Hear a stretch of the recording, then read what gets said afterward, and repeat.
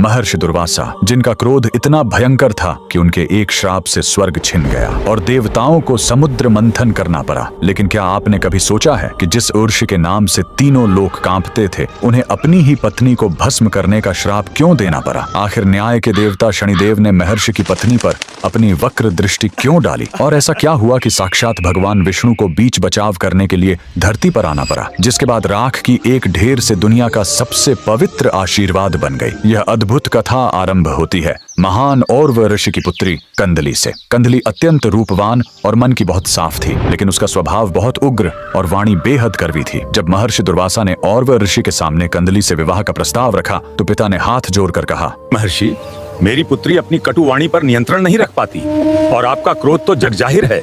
ये विवाह कैसे संभव है? तब दुर्वासा ऋषि ने वचन दिया, आप निश्चिंत रहें, मैं कंदली की 100 गलतियों और कड़वे वचनों को क्षमा करूंगा। इस वचन के बाद दोनों का विवाह हो गया। विवाह के पश्चात कंदली ने पति की सेवा तो पूरे मन से की, लेकिन अपनी कड़वी जुबान पर काबू नहीं रख सकी। बात बात पर क्लेश होता और दुर्वासा आर्षि अपना क्रोध पीकर उसकी गलतियां गिनते रहे। एक दिन कंदली यज्ञ के लिए जल भरने नदी किनारे गई। वह अपने ही कड़वे स्वभाव से दुखी थी। उसने एकांत में आसमान की ओर देखकर प्रार्थना की, हे देव, मैं मन से बुरी नहीं हूँ, पर मेरी जुबान मुझे अपनों से दूर कर देती है। मुझे कुछ ऐसा बना दो कि मैं पूरी तरह पवित्र हो जाऊं और किसी के काम आ सकूं। उसी समय वहां से कर्म फलदाता शनिदेव गुजर रहे थे। कंदली की यह पीड़ा सुनकर वे अत्यंत प्रसन्न हुए और अनजाने में ही उनकी वक्र दृष्टि कंदली पर पड़ गई। शनिदेव की दृष्टि का अर्थ ही है पुराने स्वरूप का विनाश और एक नए शुद्ध जीवन का आरंभ। अब कंदली का भाग्य बदलना तय था। जल लेकर जब कंदली आश्रम लौटी तो किसी बात पर उसका महर्षि दुर्वासा से फिर विवाद हो गया। शनिदेव की दृष्टि का प्रभाव शुरू हो चुका था। क्रोध में अंधी होकर कंदली ने अत्यंत कठोर वचन कह दिए और उसी क्षण उसकी 101वीं गलती पूरी हो गई। महर्षि दुर्वासा की सहन शक्ति का बांध टूट गया। उन्होंने हाथ में जल लिया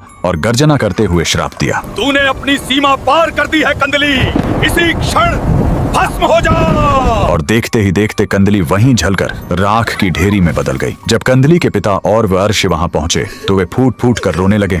एक पिता का दुख भयंकर क्रोध में बदल गया। उन्होंने अपने कमंडल में जल उठाया और महर्षि दुर्वासा को ही भस्म करने का श्राप देने लगे। दो महान ऋषियों के इस भयंकर टकराव से ब्रह्मांड में प्रलय आ जाती। तभी बीच बचाव के लिए साक्षात भगवान नारायण को धरती पर प्रकट होना पड़ा। श्री हरि विष्णु ने और आर्ष का हाथ पकड़ा और उन्हें शांत किया। फिर उन्होंने कंदली की उस राख की ओर देखा जिसमें पवित्र होने की सच्ची तरफ थी। भगवान नारायण ने उस भस्म को वरदान देते हुए कहा, कंदली, तेरे वचन कड़वे जरूर थे, लेकिन तेरी आत्मा पवित्र थी। आज से तू इस राख से कदली वृक्ष यानी केले का पेड़ बनकर नया जीवन प्राप्त करेगी। और फिर श्री हरि ने वो अमर घोषणा की, आज से मेरी कोई भी पूजा, कोई भी कथा या कोई भी शुभ कार्य तुम्हारे केले के पत्तों और मंडप के बिना कभी पूर्ण नहीं माना